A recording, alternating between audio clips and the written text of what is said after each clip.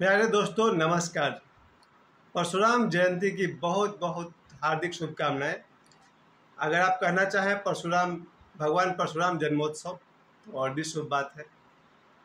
22 अप्रैल 2023 कल परशुराम जयंती है।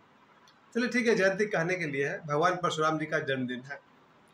और मैं आज आप सभी को कहना चाहता हूं कि भगवान परशुराम जन्म से ब्राह्मण है और कर्म से क्षत्रिय है। प्यारे दोस्तों, मैंने 2-3 दिन पहले भगवान परशुराम पर जो वीडियो बनाया था उसका टाइटल रखा था कि झारखंड से क्या संबंध है, और मैं इस विषय में बात ही नहीं कर पाया। लेकिन आज मैं आपसे कहना चाहता हूं कि हमारे दैनिक जीवन में भगवान परशुराम जी का क्या महत्व है। मेरे जीवन में 50 बार ऐसे मौके आए हैं जब मुझे भगवान परशुराम जैसा बन जाना चाहिए था। प्यारे दोस्तों, भगवान परशुराम का अर्थ होता है विद्रोह के खिलाफ उठता हुआ एक नौजवान, अन्याय के खिलाफ लड़ता हुआ एक नौजवान। परशुराम का मतलब है एक वीर, एक साहसी, एक परमवीर नौजवान। आज मैं बताना चाहता हूं कि हमारे दैनिक जीवन में हम सबको भगवान परशुराम बनने की ज़रूरत है। मेरे जीवन में मुझे कई बार ऐसा लगा, जब मेरा अपमान हुआ, मुझे लगा काश मैं भी भगवान परशुराम की तरह होता। लेकिन आज मैंने महसूस किया कि काश की क्या बात है, परशुराम भगवान बन जाओ, क्या प्रॉब्लम है। प्यारे दोस्तों, मेरे पिछले वीडियोज़ को भी ज़रूर देख लीजिएगा, लेकिन आज का जो वीडियो है वो भगवान परशुराम जी को तो समर्पित है ही। हमारे देश का हर व्यक्ति, नौजवान, बच्चा और यहाँ तक कि बुजुर्ग, सभी को मेरा संदेश है, आप सब भगवान परशुराम हैं और नहीं हैं तो बन जाइए, वरना ये समाज आपको चैन से नहीं रहने देगा। समाज ने हम लोग पर कई बार अत्याचार किए हैं और हम सब सह गए, कभी बुद्ध के अहिंसा के नाम पर, कभी भगवान महावीर के अहिंसा के नाम पर। आज मुझे ये ख्याल में आ रहा है कि हो सके तो बुद्ध और महावीर के अहिंसा को भूल जाइए, लेकिन भगवान परशुराम को मत भूलिए। हमारे जीवन में जितना अहिंसा का महत्व है उतना ही हिंसा का भी महत्व है। ये मैं इसलिए कह रहा हूँ क्योंकि अगर कोई हमको गाली दे तो क्या बस बैठ कर सुनते रहे? हिंसा का मतलब ये नहीं। लेकिन मैं कहना चाहता हूँ दोस्तों कि जीवन में कई बार, मेरे जीवन में तो हुआ है, मेरा अपमान हुआ, लोगों ने गालियाँ दी। अगर मैं भगवान परशुराम के ऐसा होता तो उन्हें भी पलट कर जवाब दिया होता। चलिए ठीक है, देर आए दुरुस्त है। मैं आज महसूस कर रहा हूँ कि भगवान परशुराम, उनके जीवन पर मैं पहले ये कहना चाहता हूँ कि वो जन्म से ब्राह्मण है और कर्म से क्षत्रिय। ये जो 4 वर्ण भगवान कृष्ण ने कहे हैं गीता में कि ये 4 वर्ण मैंने बनाए हैं, मतलब ईश्वर ने बनाए हैं, इसका अर्थ को समझ जाइए। प्यारे दोस्तों, आप समझ जाइएगा कि ब्राह्मण का अर्थ होता है एक स्वभाव, जो व्यक्ति हमेशा ज्ञान की खोज में लगा है, जो आत्मज्ञान की खोज में लगा है, जो योग और ध्यान के खोज में लगा है, जो वैज्ञानिक आविष्कार में लगा है, जो अध्ययन में लगा हुआ है, जिसको पढ़ने लिखने का शौक है, उस स्वभाव को और उस स्वभाव के व्यक्ति को ब्राह्मण कहते हैं। मेरे अनुसार और मेरे गुरुदेव ओशो के अनुसार ब्राह्मण घर में जन्म लेने मात्र से कोई ब्राह्मण नहीं हो जाता है। ब्राह्मण एक स्वभाव है जिसमें व्यक्ति को अध्ययन का शौक होता है, नए नए ज्ञान के खोज का शौक होता है, ब्रह्मत्व की इच्छा, आत्मज्ञान की इच्छा, ईश्वर की खोज होती है। वैसे स्वभाव वाले व्यक्ति को ब्राह्मण कहते हैं। और फिर दूसरा जो वर्ण भगवान कृष्ण कहते हैं क्षत्रिय। क्षत्रिय भी एक स्वभाव है। क्षत्रिय के घर में जन्म लेने से मात्र कोई क्षत्रिय नहीं हो जाता है। क्षत्रिय एक स्वभाव है जिस स्वभाव में आदमी के अंदर में मारपीट, लड़ाई करने की हमेशा इच्छा बनी रहती है। अगर वो शुभ के लिए लड़े तो भगवान राम है, वो भगवान परशुराम है। अगर वो अशुभ के लिए लड़े तो है तो क्षत्रिय, लेकिन वो कुछ और हो जाएगा। क्षत्रिय स्वभाव का जो व्यक्ति होगा वो मारपीट करने पर, बात बात पर उतारू हो जाएगा, चाहे वो न्याय के लिए या अन्याय के लिए। वो शांत बैठने वाला नहीं है। वैसे स्वभाव वाले व्यक्ति पुलिस में होते हैं, फौज में होते हैं या समाज में भी होते हैं, जो विद्रोही होते हैं, जो अन्याय के खिलाफ लड़ते हैं या कभी कभी गलत उद्देश्य से भी लड़ते हैं।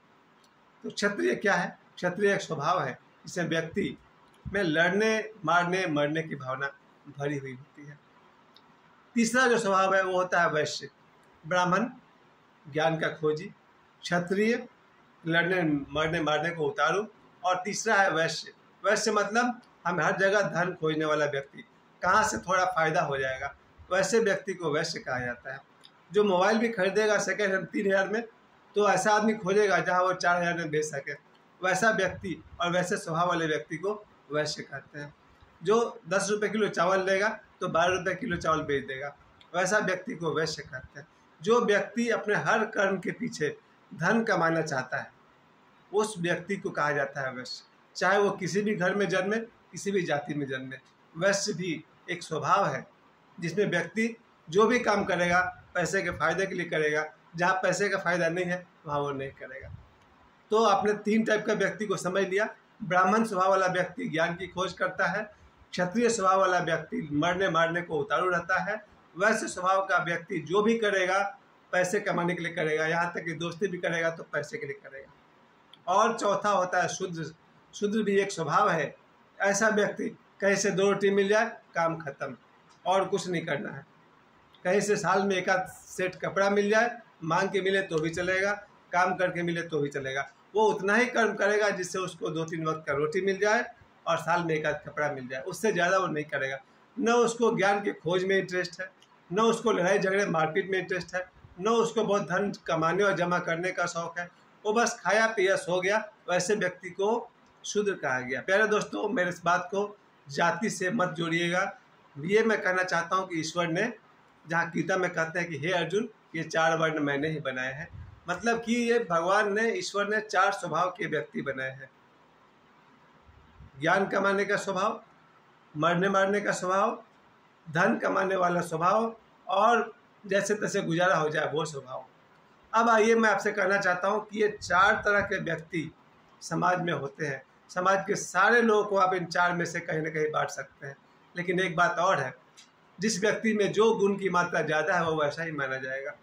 लेकिन मुझे तो आश्चर्य होता है कि हर व्यक्ति में 4 गुण होते हैं।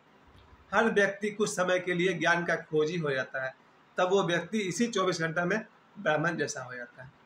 इसी 24 घंटे में व्यक्ति कभी गुस्से में मारपीट पर उतर जाता है, तब वो क्षत्रिय स्वभाव का हो जाता है। हर व्यक्ति पैसे कमाने की सोचने लगता है, पढ़ाएंगे तो पैसा मिलेगा, पूजा करेंगे तो पैसा मिलेगा। और हर व्यक्ति कभी न कभी वैश्य भी हो जाता है, और हर व्यक्ति कभी न कभी सोचता है चलो यार गुजारा हो जाए, कुछ काम कर देंगे 2 पैसे आ जाएंगे, काम हो जाएगा, तो वो शूद्र हो जाता है। प्यारे दोस्तों, समाज में 4 तरह के लोग हैं, ब्राह्मण, क्षत्रिय, वैश्य और शूद्र। ये स्वभाव के आधार पर है। और मैं कहना चाहता हूँ कि हर व्यक्ति में भी 4 गुण होता है। हर व्यक्ति भी अपने आप में 4 होता है। और कुछ महापुरुषों ने तो ये भी कहा है कि अलग अलग उम्र में अलग अलग स्वभाव होता है। चलिए उतना दूर तक नहीं जाते, हम लोग वापस लौटते हैं भगवान परशुराम पर। भगवान परशुराम के कल उनका जन्मदिन है, और मैं आप सभी से कहना चाहता हूँ कि मेरे जीवन में बचपन से ही मैं महसूस करता आ रहा हूँ, जब कभी भी मुझ पर अत्याचार हुआ, अन्याय हुआ और मैं पलट कर जवाब नहीं दे पाया, इसका मुझे जीवन भर अफसोस रहा है। क्योंकि मैं शायद मानसिक रूप से कमज़ोर था, शायद मैं शारीरिक रूप से कमज़ोर था, और मुझ पर अत्याचार हुआ। तब मुझे याद आता है कि भगवान परशुराम, अगर मेरी जगह भगवान परशुराम होते तो अपमान करने वाले का दांत तोड़ देते, या फिर वो पता नहीं क्या करते। कहा जाता है कि भगवान परशुराम का नाम था राम, उनका नाम था राम।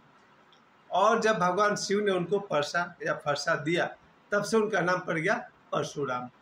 उनके ही नाम से प्रभावित होकर भगवान दशरथ ने अपने बेटे का नाम रखा था राम, क्योंकि परशुराम जी बहुत पहले से थे, उनका यश पूरी पृथ्वी पर था।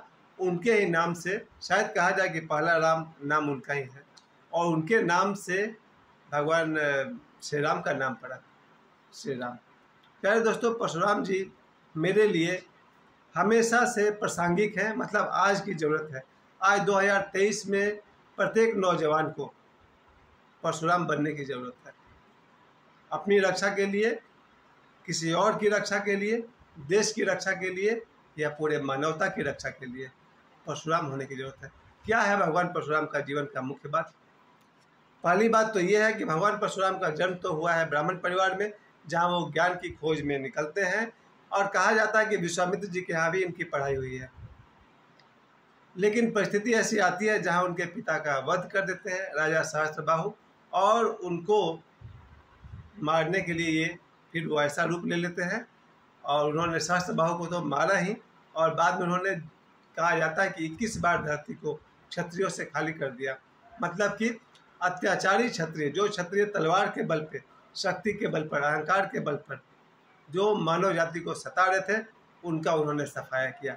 यही बात मेरे आज के वीडियो का मकसद है कि कल सुबह जब आप उठे और भगवान परशुराम के जन्मदिन पर उनको प्रणाम करें, तो याद करें, अगर कोई व्यक्ति अन्याय करता है तो अन्याय के खिलाफ उठने वाले हाथ का नाम है भगवान परशुराम। मैं अपने बल पे कहना चाहता हूँ कि अगर मेरा कोई अपमान करे और मैं अगर पलट कर जवाब दे सकूँ तो मैं परशुराम, वरना कायर। अगर मैं खुद ही गलत हूँ तो बात अलग है, तब मुझे क्षमा मांगनी चाहिए। लेकिन मेरे जीवन में जब मेरे दोस्तों ने या दुश्मनों ने मुझे अपमानित किया, गालियाँ दी, और मैं पलट कर जवाब नहीं दे पाया क्योंकि मैं नहीं था परशुराम। लेकिन आज मैं कहना चाहता हूँ, मैं और मेरे सभी दर्शक, आप सब हैं भगवान परशुराम। आज मेरे 1584 सब्सक्राइबर्स, मेरे लगभग 4 लाख व्यूज और मेरे 950 वीडियोज आप सबको देखने वाले, मेरा आप सभी को संदेश है, आप सब हैं भगवान परशुराम। जीवन में कभी भी अगर आपका कोई अपमान करे, अगर आप गलत हैं तो आप सॉरी बोल लीजिए, अगर आप गलत नहीं हैं तो फिर भगवान परशुराम बन जाइए। कैसे बनिएगा वो आप भी समझ जाइए। मेरा कोई अपमान करे, गाली दे और मैं पलट कर जवाब नहीं दूँ तो फिर मैं काहे का भगवान परशुराम। कोई मुझ पर हाथ उठा दे और मैं मार खा के वापस आ जाऊँ तो फिर भगवान परशुराम जयंती मनाना बेकार है। मैं आपको किसी युद्ध के लिए नहीं उकसा रहा हूँ, मैं सिर्फ ये कह रहा हूँ कि अगर मुझ पर या आप पर कोई अटैक हो, चाहे वो गाली से हो या हाथ पैर से हो, भगवान परशुराम की तरह हम जवाब दे सकें, ये मैं शुभकामना करना चाहता हूँ। हम कभी नहीं कह सकते कि भगवान परशुराम ने अत्याचार किया। भगवान परशुराम ने अत्याचार के खिलाफ उन्होंने जीवन भर युद्ध किया, और मैं आज महसूस करता हूँ कि आज अपने जीवन भर में मैं बस बुद्ध और महावीर का नाम ले लेकर अपनी कायरता को छुपाता रहा। बुद्ध के अहिंसा की ज़रूरत कहीं और है, भगवान महावीर के अहिंसा की कहीं ज़रूरत कहीं और है।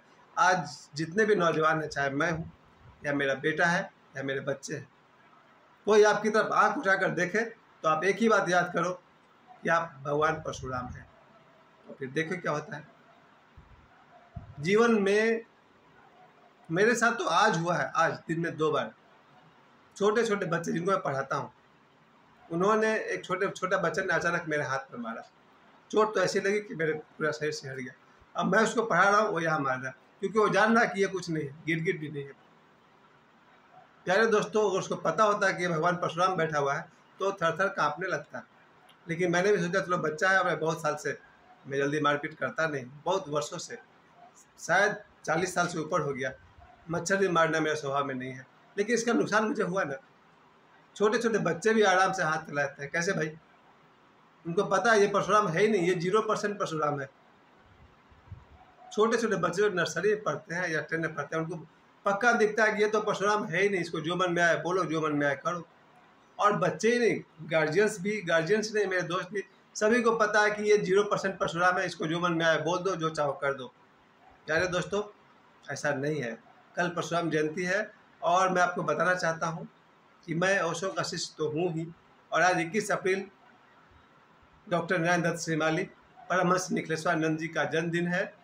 उनका मैं शिष्य हूँ, देवरा बाबा का शिष्य हूँ, और मैं आज ये भी स्वीकार करता हूँ कि मैं अपने आप को भगवान परशुराम का अंश मानता हूँ। जिस तरह से भगवान परशुराम विष्णु भगवान के 6ठे अवतार हैं, उसी तरह से मैं कहना चाहता हूँ उनका अंश मैं हूँ।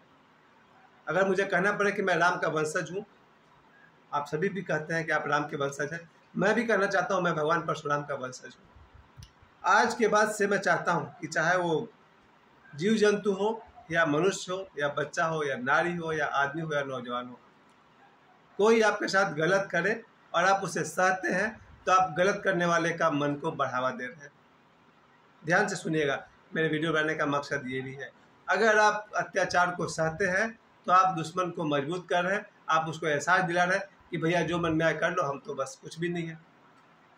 इसीलिए कहा जाता है, भगवान कृष्ण और शिशुपाल की कहानी कहीं मैं आपको बाद में सुना दूंगा कि क्यों भगवान कृष्ण ने शिशुपाल को 99 बार माफ़ किया, 100 बार उनको साफ किया। लेकिन मैं आपसे कहना चाहता हूँ कि 3 बार से भी अधिक माफ़ करने की ज़रूरत नहीं है। मैंने अपने जीवन में देखा है कि अगर आप किसी बच्चे को, किसी बड़े को, किसी को भी माफ़ कर देते हैं जब वो आपको अपमानित करता है, तो आपने उसकी शक्ति को और बढ़ा दिया।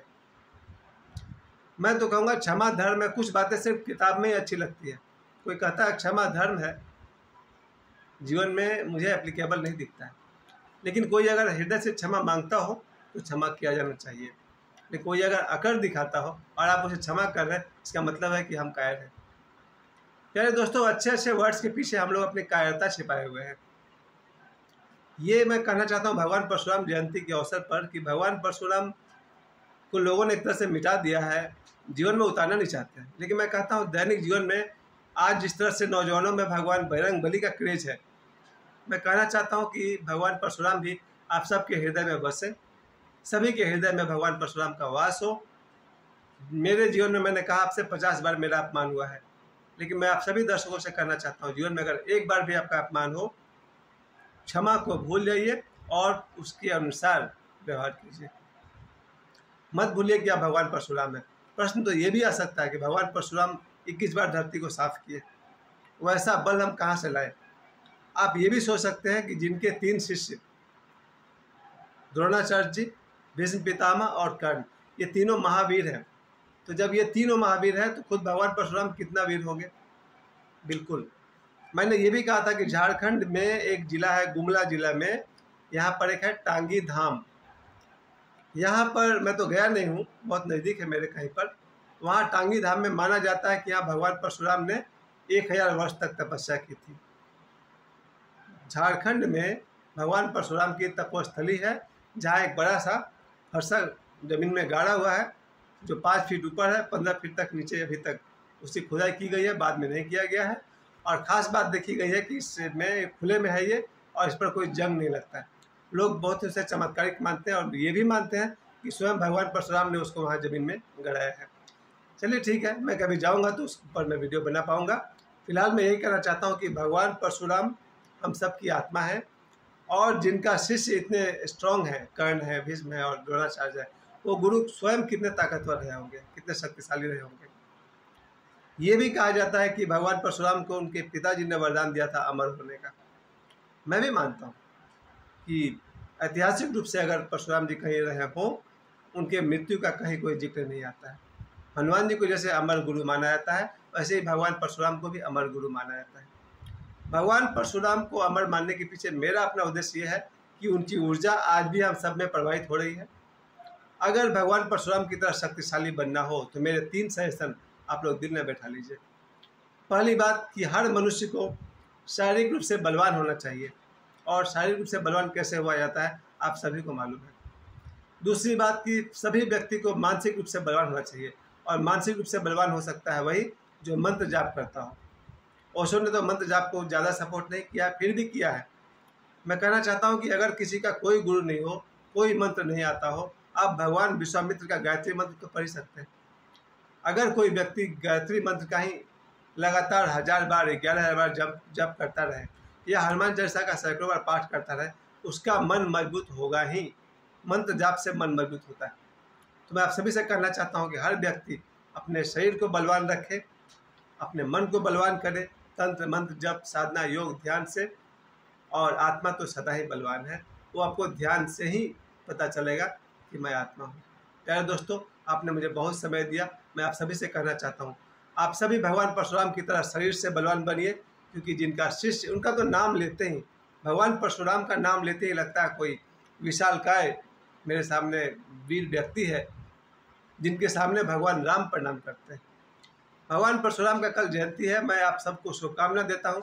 आप सभी के हृदय में, आपके बातों में, आपके व्यवहार में भगवान परशुराम का निवास हो, और कल से सुबह से आप सभी न्याय का साथ दें और अन्याय के खिलाफ उठ खड़े हों।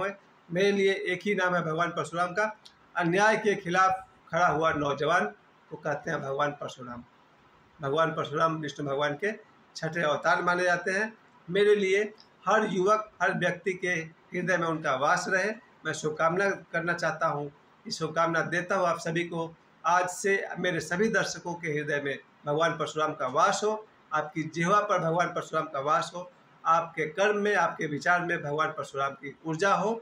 इसी के साथ भगवान परशुराम जयंती की, भगवान परशुराम के जन्मदिन की बहुत बहुत आप सभी को शुभकामनाएं। हो सके तो मेरा वीडियो अपने मित्रों में जरूर शेयर कीजिए। भगवान परशुराम हैं, आप सभी के अंदर विराजमान है, मेरे अंदर विराजमान है। बहुत बहुत धन्यवाद मुझे समय देने के लिए। धन्यवाद।